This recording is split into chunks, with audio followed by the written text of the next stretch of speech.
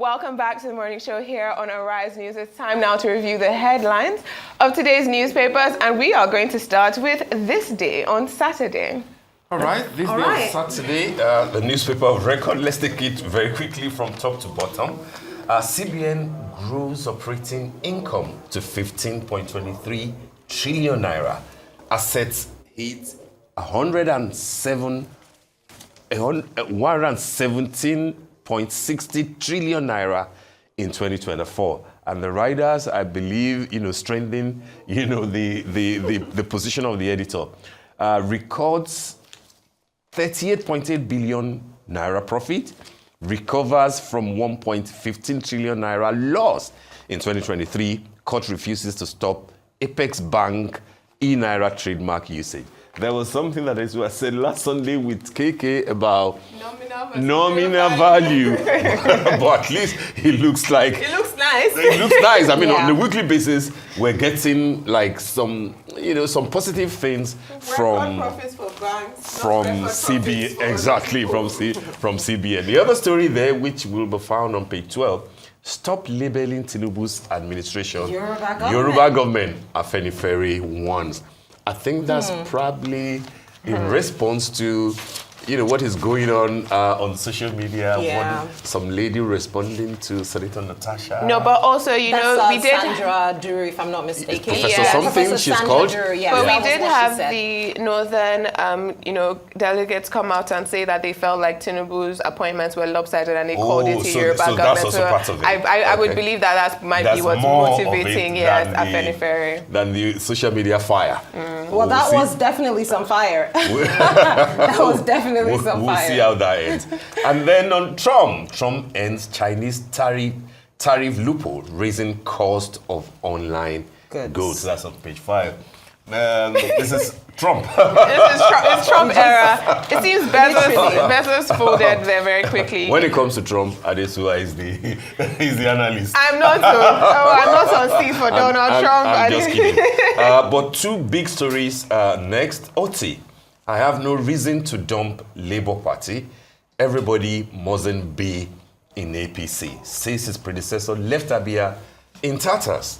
Declares no plan to probe Ikpeazu. But ex-governor has to refund 10 billion he got for airport project. Insists he hasn't borrowed since assumption of office.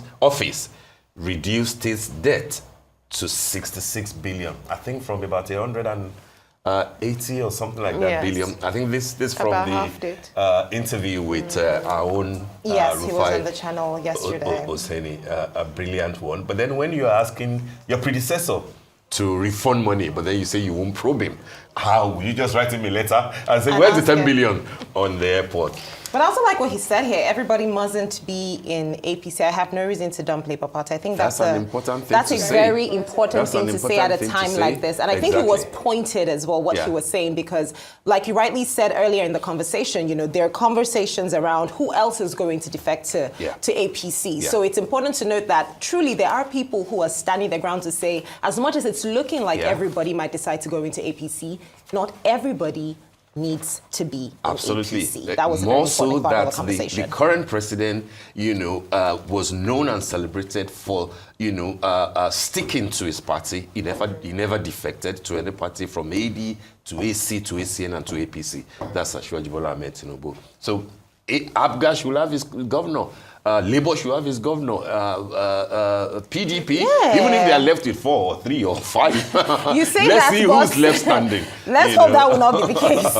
The final story, Tinubu in Katsina charges security agencies to root out insurgency, foreign collaborators, which is one part that we didn't mention when we discussed this earlier, the aspect of foreign collaboration. I think we should look at Vanguard and Telegraph. Saturday Telegraph. Okay, well, I think we just have 2 minutes, so we're going to take this real Let's do one quickly. minute. Yes. So I think I'm just going to take the main story. Two main stories here. Reigning your son, Nigeria is not a monarchy. Allegations of abduction, torture by faction announced presidents falls. That's what Tinubu is saying. This story was trending all through the week. The announced president saying that they were attacked at Wells Scouting in Abuja. Is a faction announced president? Faction announced president, yeah. The faction that is recognized or you know? Exactly. So it was quite an issue. And I think that she responded. He did. He said enough is enough. You know, he called this defamation of his character. So it's just been a back and forth between both parties. And finally,